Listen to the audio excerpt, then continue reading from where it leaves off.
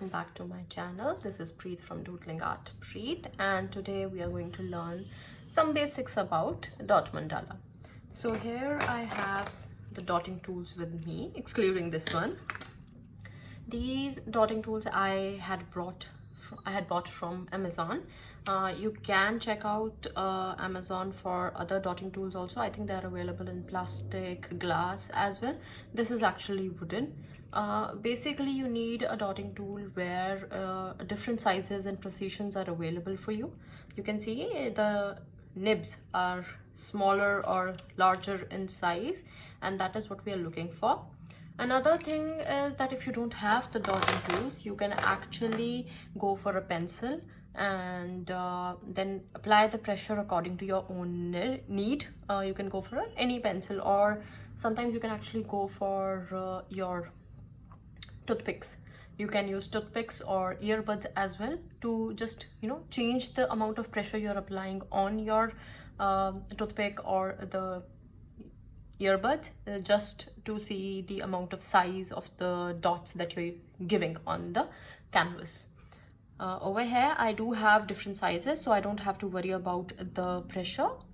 For sure in this also I can vary the pressure according to the need, but dotting tools actually decrease that amount of stress comparatively if you have them. They're not very expensive, they're affordable, and you can check other brands or other stuff on Amazon and get the one which is affordable for you guys.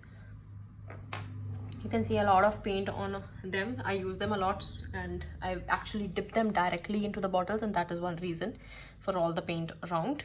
And because it's wood, it doesn't go away easily, it doesn't get washed away easily.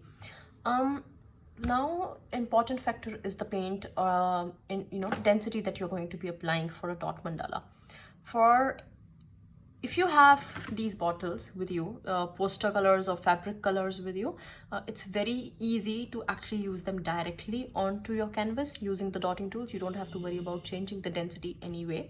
But if you have acrylic colors which are in tubes, obviously you will have to thinner them out so that you can get a proper density for working on your canvas. For that you can use a pouring medium that will also give it a glossy look and will also thin it out. But in case of a pouring medium, you need to understand that pouring mediums actually increase the time your paint takes to dry out. It won't dry out very quickly, it will increase the time. So you have to be very careful while you're working on your canvas so that you don't actually smudge your colors on it with your palm or your fingers. So that is one concern in that case. Otherwise it'll give you a very glossy look and it'll look very nice. Some people actually prefer making sure that I have a proper grid line in the base before creating the dot mandala. I do not prefer that, because when you create a grid and then you put dots with the paint over it, it's very difficult to actually rub off the areas which can be seen below with an eraser, because then your paint will come in the middle and it won't be proper. That will leave a very undesired look at the background and it won't look nice. So that's one reason. Obviously this will not create without the grids, obviously you can't create a proper dimension, but for sure you can try. It's all about practice. I have created this dot over here, and that's the center of my canvas. Okay, so this is actually not a dotting tool, this is something I had at home. This is actually bigger in surface, and that is why I go for it. You can get any your pencil, and you can use the back of your pencil which is not sharpened, the unsharpened part, just to create the larger dots if you wish to, because these dotting tools will not give you that bigger surface area. Okay, so these are actually by Faber castell. These are fabric paints. I usually don't go for posters. They have a beautiful density, and I always go for these. Let's get started. I'll start with orange. Just picking it randomly, nothing specific, and directly I'm gonna dip the paint, you can see, and there we go. So we have a perfect dot in the center, the way we really wanted it to be.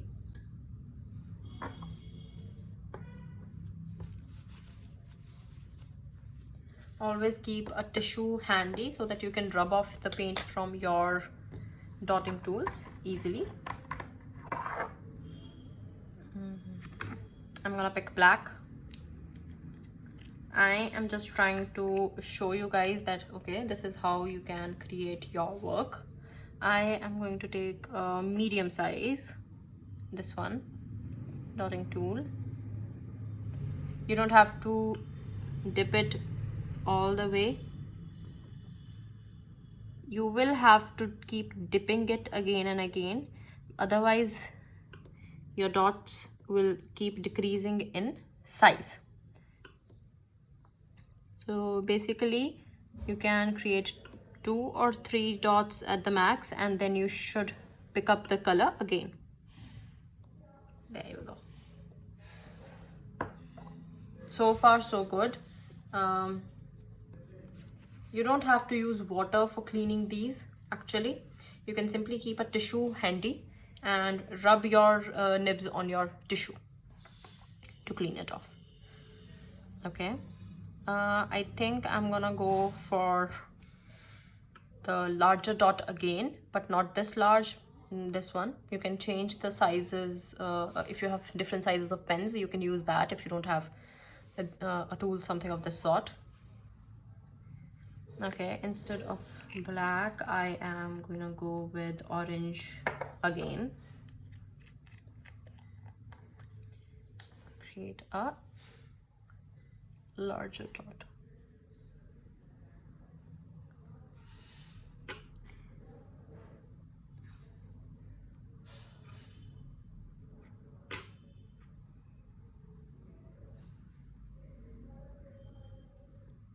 Okay, and this I have not picked up proper paint, so I'm gonna put it again.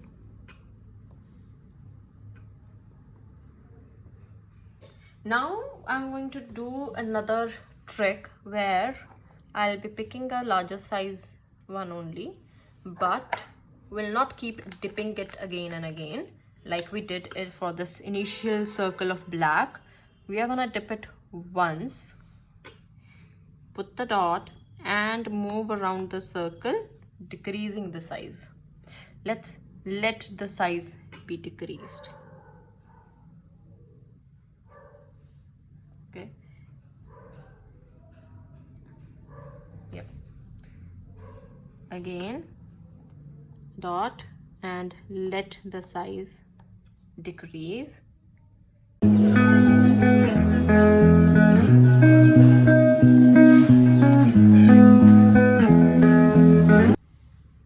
Okay, so we have created the initial part.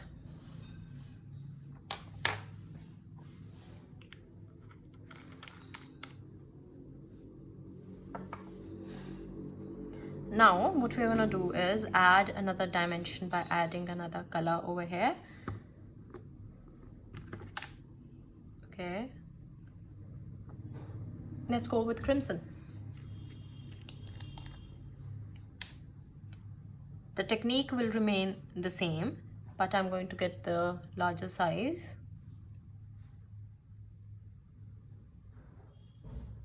Dip it and add the dot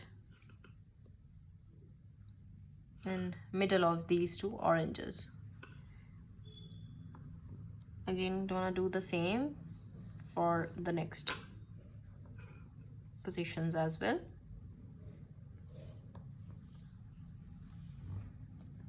Okay, so we have added the dots. Now what I'm gonna do is I'm gonna take a thinner one, the thinnest one that I have over here. Dip in red and create these smaller dots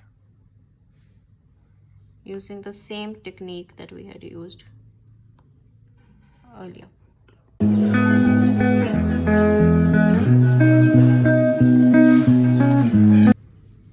If you feel that you don't like the spaces which are being left anywhere, you can use another color to fill those up accordingly and create a dimension. But overall, These are some of the techniques we use throughout. If you want to use the technique of creating similar sizes of dots, then keep dipping your dotting pen into your paint again and again.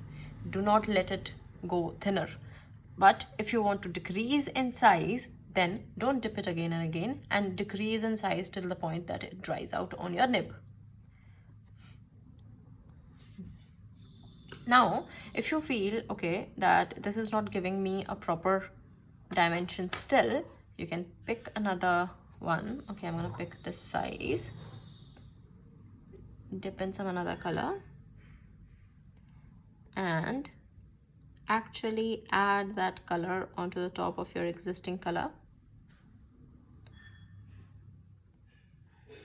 You don't have to wait for it to completely dry, the base layer, but yeah, it should not be like still overflowing. So this is our starting. I'll not proceed further on the video, but I wanted to show you guys some basic tips and tricks for the dotting mandala. If you still have any questions regarding the density or the dotting tools, you can reach out to me. Feel free to ask any questions. You can drop in your questions below in the comment section, or you can reach out to me on Instagram or Facebook through DMs. I'm available as Doodling Art Preet. You can check out the handles. Thank you so much for watching the video, and I hope you have subscribed to my channel. And if you haven't, please go ahead and do subscribe to the channel and tap on that bell icon so that you receive all the notifications for my future videos. Thank you.